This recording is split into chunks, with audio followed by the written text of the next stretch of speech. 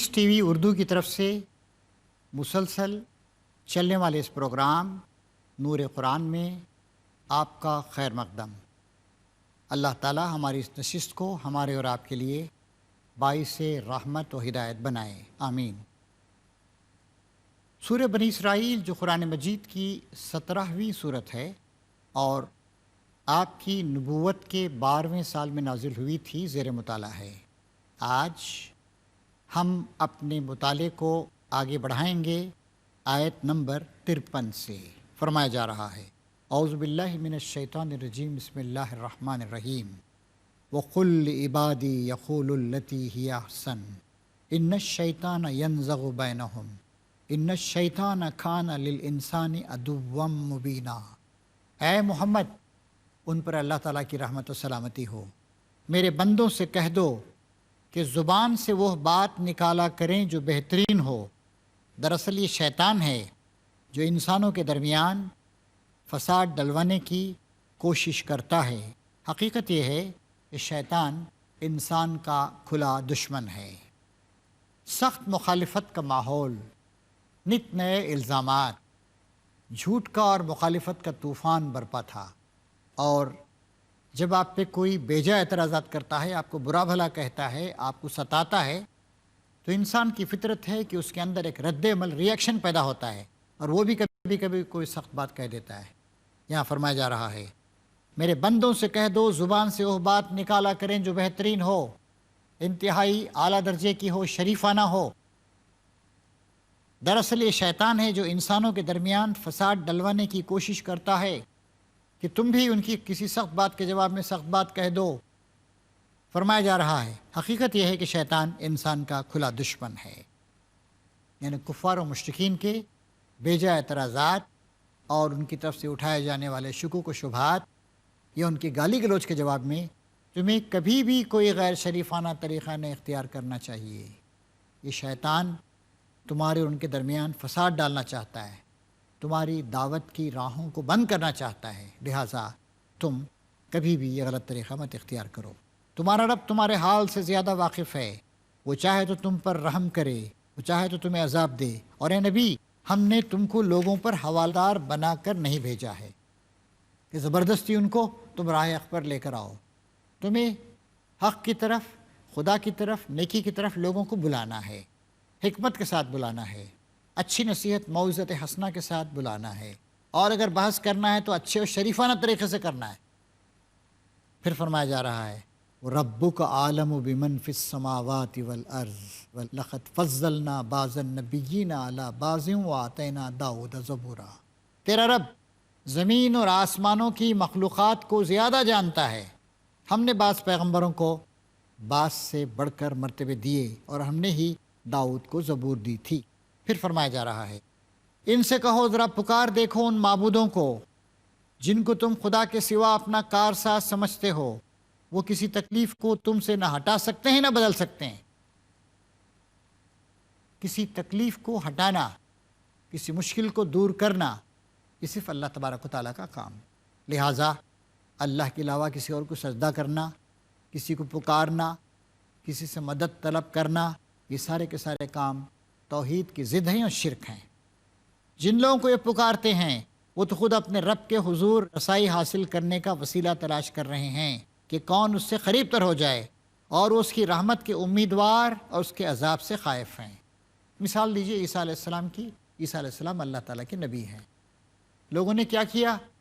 ان کی تعریف اور توصیف میں، ان کی محبت میں مبالغہ کیا، یہاں تک کہ ان کو پہلے خدا کا بیٹا، بعد میں پھر خدا قرار دیا۔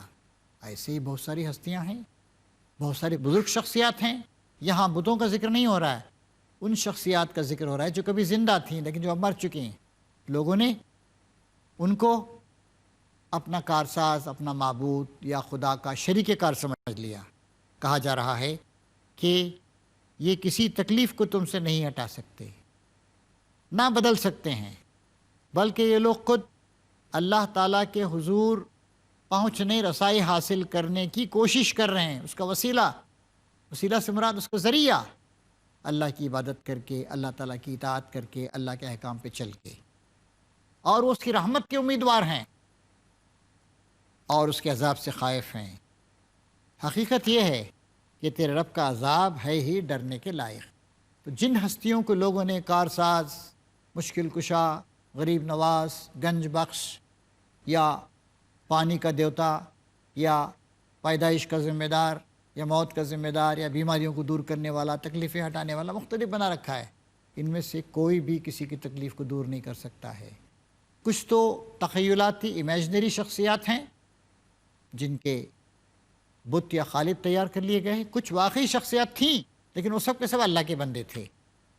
اور کوئی بستی ایسی نہیں ہے جسے ہم قیامت سے پہلے ہلاک نہ کر دیں یا سخت عذاب نہ دیں، یہ نوشت الہی میں لکھا ہوا ہے۔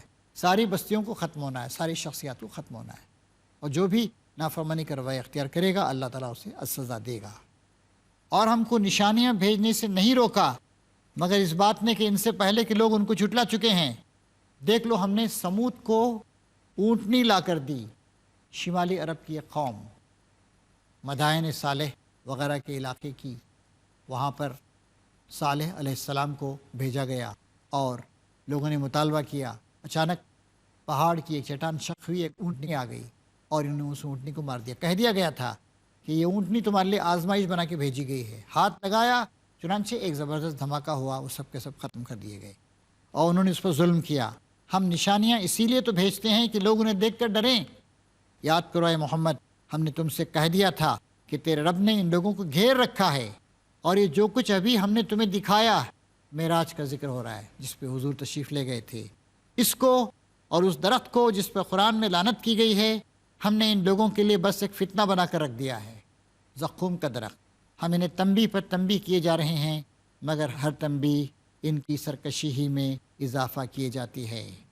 اب اس کے بعد جو سب سے پہلا باغی تھا اور جو طاغوت بن گیا، جس نے ساری دنیا کو بہکانے کا گویا ٹھیکہ لے رکھا ہے، ابلیس، اس کا ذکر کیا جا رہا ہے۔ اور یاد کرو جب کہ ہم نے ملائکہ سے کہا آدم کو سجدہ کرو تو سب نے سجدہ کیا مگر ابلیس نے نہ کیا۔ اس نے کہا میں اس کو سجدہ کروں جسے تو نے مٹی سے بنایا ہے؟ پھر وہ بولا دیکھ تو صحیح، کیا اس قابل تھا کہ تو نے اسے مجھ پر فضیلت دی؟ وہ غرور کا اور تکبر کا شکار تھا، اللہ کا حکم ماننے کے لیے اور انسان کی سرپرستی کو قبول کر کے اس کے تحت کام کرنے کے لیے تیار نہیں تھا۔ اگر تو مجھے قیامت کے دن تک مہلت دے تو میں اس کی پوری نسل کی بیخ کنی کر ڈالوں، بس تھوڑے ہی لوگ مجھ سے بچ سکیں گے۔ اللہ تعالیٰ نے فرمایا اچھا تو جا، ان میں سے جو بھی تیری پیروی کریں تجھ سمیت ان سب کے لیے جہنم ہی بھرپور جزا ہے۔ تو جس جس کو اپنی دعوت سے پھسلا سکتا ہے پھسلا لے، ان پر اپنے سوار اور پیادے چڑھا لا، مال اور اولاد میں ان کے ساتھ ساجھا لگا اور ان کو وعدوں کے جال میں پھانس، اور شیطان کے وعدے ایک دھوکے کے سوا کچھ بھی نہیں۔ یقیناً میرے بندوں پر تجھے کوئی اقتدار حاصل نہ ہوگا اور توکل کے لیے تیرا رب کافی ہے، وہ کفا بربک وکیلا۔ یہ جو اولین باغی تھا، اولین سرکش جو آسمان میں تھا، جب انسان کو بنایا گیا، آدم علیہ السلام کی خلافت کا اور آدمی کی خلافت کا اللہ نے ذکر کیا تو اس نے بغاوت کی، اس نے کہا کہ میں اس کے آگے جھکوں گا نہیں۔ اللہ تعالیٰ نے اس کو ریجیکٹ کر دیا۔ پھر اس نے کہا مجھے قیامت تک کے لیے موقع دے۔ اللہ نے موقع دیا اس کو، اس نے کہا کہ میں ان کو پھسلاؤں گا، برباد کروں گا اور ثابت کروں گا کہ نمک حرام ہے۔ اب دیکھیے شیطان نے جو چیلنج دیا تھا اسی چیلنج کا جواب ہم لوگوں کو دینا ہے۔ ہمیں ثابت کرنا ہے کہ ہم اللہ کے اطاعت گزار اور فرما بردار ہیں۔ ہم نفس کی ترغیبات اور شیطان کے بہلاوے اور پھسلاوے کے اندر آنے کے لیے تیار نہیں ہیں۔ یہ ایک کشمکش ہے جو شیطانی قوتوں اور الہی قوتوں کے درمیان مسلسل ہو رہی ہے۔ پھر اس کے بعد فرمایا جا رہا ہے تمہارا رب تو وہ ہے جو سمندر میں تمہاری کشتی چلاتا ہے۔ شرک کی تردید کرنے کے بعد توحید کے دلائل دیے جا رہے ہیں تاکہ تم اس کا فضل تلاش کرو۔ حقیقت یہ ہے کہ وہ تمہارے حال پر نہایت مہربان ہے۔ اتنا گہرا سمندر، اور آپ جانتے ہیں کہ زمین کے 71% حصے پر سمندر چھائے ہوئے ہیں۔ سمندروں کی اوسط گہرائی 3 کلومیٹر اور زیادہ سے زیادہ گہرے سمندر 11.25 کلومیٹر تک کے ان کے حصے بھی پائے جاتے ہیں۔ بہت زیادہ گہرے 8-10 کلومیٹر کے ہیں اور 11.25 کلومیٹر تک۔ اتنا پانی ہے ان کے اندر، بحر زقار ہیں، بحر مواج ہیں، لیکن اللہ نے کنٹرول کر رکھا ہے۔ اور ہماری کشتیاں، ہمارے جہاز جو ایک تنکے سے زیادہ بڑے نہیں ہیں، آسانی کے ساتھ چلتے ہیں تاکہ تم اللہ تعالیٰ کا فضل تلاش کرو۔ اللہ تعالیٰ کا فضل یعنی کماؤ، معیشت حاصل کرو۔ اللہ تعالیٰ فرما رہا ہے کہ وہ تمہارے حال پہ بہت ہی مہربان ہے، اور اس کی مہربانی ہے کہ اس نے سمندروں کو مسخر کر رکھا ہے، تمہارے لیے نیویگیشن کے، کشتی رانی کے قابل بنا رکھا ہے۔ اب اس کے بعد فرمایا جا رہا ہے کہ جب سمندر میں تم پہ کوئی مصیبت آتی ہے، مصیبت میں گرتے ہو تو خدا کو پکارتے ہو۔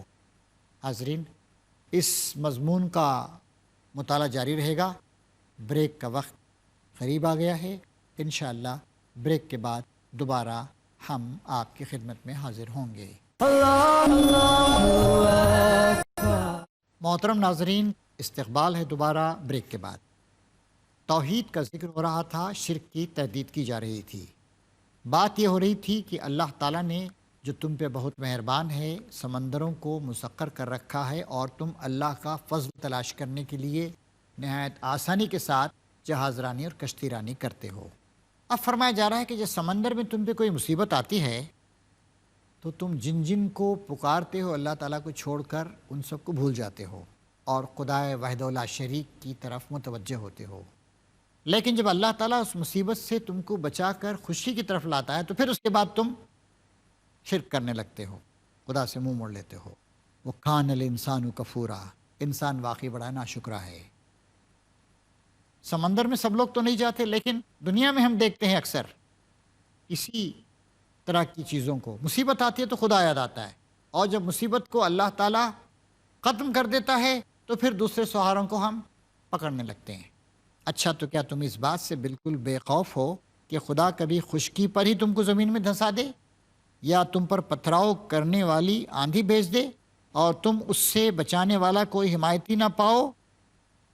اللہ تعالیٰ تو صرف سمندر میں ہی نہیں، ہر جگہ ہے۔ دنیا میں مصیبت آ سکتی ہے، ابھی موت آ سکتی ہے، ایکسیڈنٹ کا شکار ہو سکتے ہو، اور کہ تمہیں اندیشہ نہیں اس کا کہ خدا پھر کسی وقت سمندر میں تم کو لے جائے، تمہاری ناشکری کے بدلے تم پر سخت طوفانی ہوا بھیج کر تمہیں غرق کر دے، اور تم کو ایسا کوئی نہ ملے جو اس سے تمہارے اس انجام کی پوچھ گچھ کر سکے۔ اب اس کے بعد اللہ تعالیٰ ارشاد فرما رہا ہے، انسان کو اللہ تبارک و تعالیٰ نے کتنا بڑا درجہ عطا فرمایا۔ فرماتا ہے، وَلَقَدْ كَرَّمْنَا بَنِي آدَمَ وَحَمَلْنَاهُمْ فِي الْبَرِّ وَالْبَحْرِ وَرَزَقْنَاهُمْ مِنَ الطَّيِّبَاتِ وَفَضَّلْنَاهُمْ عَلَىٰ كَثِيرٍ مِّمَّنْ خَلَقْنَا تَفْضِيلًا۔ ہم نے انسانوں کو، آدم کے بچوں کو بزرگی دی، بڑائی عطا کی، اور خشکی اور تری دونوں جگہوں پر سواریاں عطا کیں، ان کو پاکیزہ چیزوں کا رزق دیا، اور اپنی بہت ساری مخلوقات پر ان کو فضیلت عطا فرمائی۔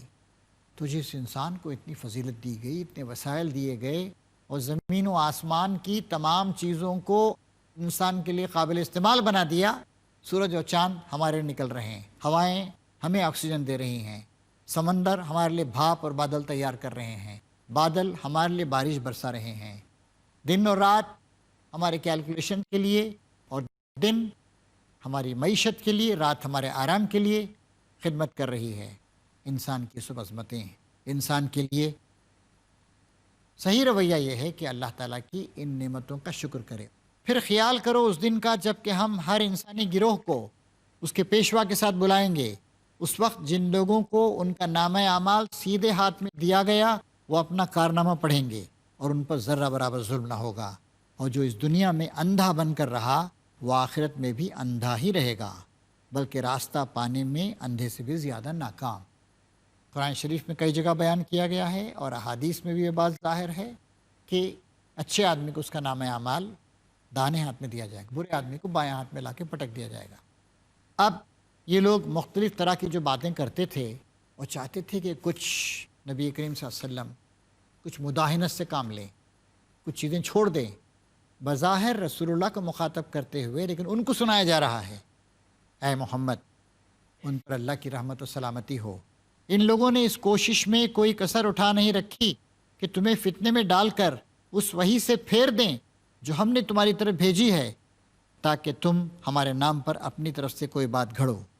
اگر تم ایسا کرتے تو وہ ضرور تمہیں اپنا دوست بنا لیتے، اور بعید نہ تھا کہ اگر ہم تمہیں مضبوط نہ رکھتے تو تم ان کی طرف کچھ نہ کچھ جھک جاتے، لیکن اگر تم ایسا کرتے تو ہم تمہیں دنیا میں بھی دوہرے عذاب کا مزہ چکھاتے اور آخرت میں بھی دوہرے عذاب کا، پھر ہمارے مقابلے میں تم کوئی مددگار نہ پاتے۔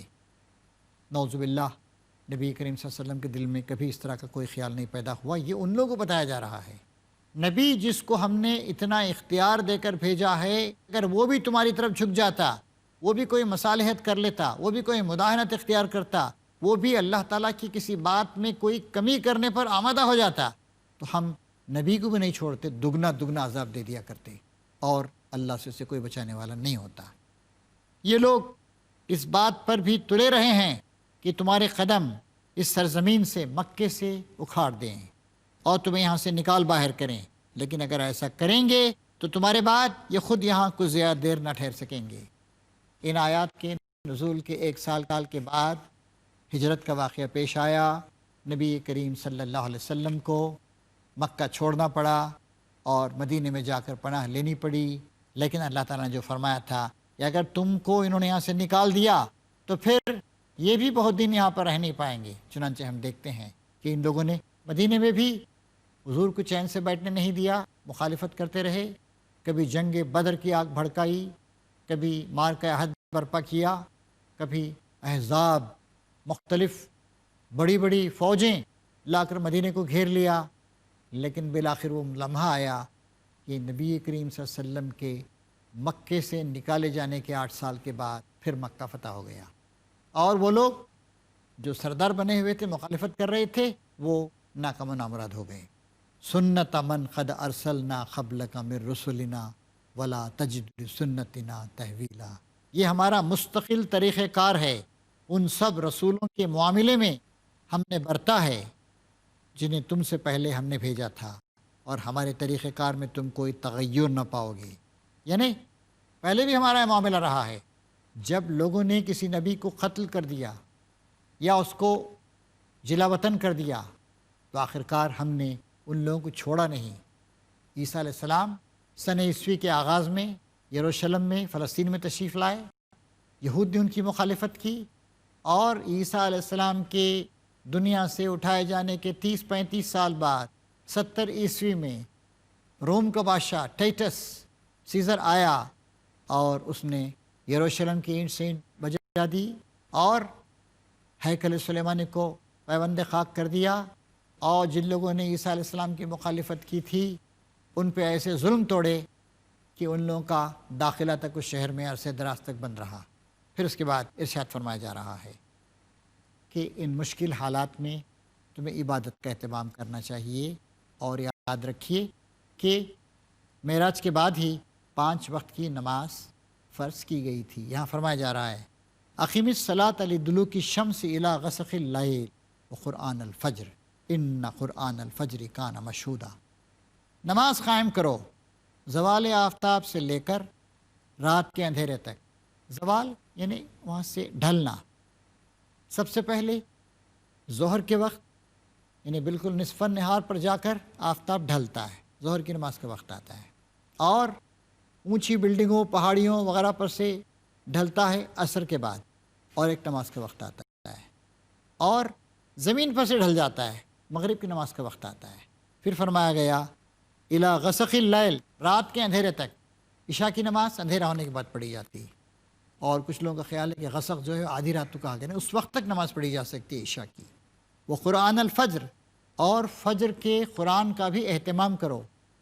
قرآن مجید میں نماز کے لیے جو الفاظ آتے ہیں، صلاۃ بھی کہا گیا ہے، اور کہیں اس کے کسی جز کا ذکر کیا گیا ہے، رکوع و سجدے کا ذکر کیا گیا ہے، یا صرف ورکعوا مع الراکعین کہا گیا ہے، اللہ کے لیے سجدہ کرو کہا گیا ہے۔ جو نماز کے مختلف اجزاء ہیں، کھڑے ہونا، رکوع کرنا، سجدہ کرنا، قرآن کی تلاوت کرنا، اجزاء کا ذکر کر کے پوری کی پوری نماز مراد لی گئی، اور اس طریقے سے نماز کے کیا اجزاء ہو سکتے ہیں ان سب کی نشاندہی کی گئی۔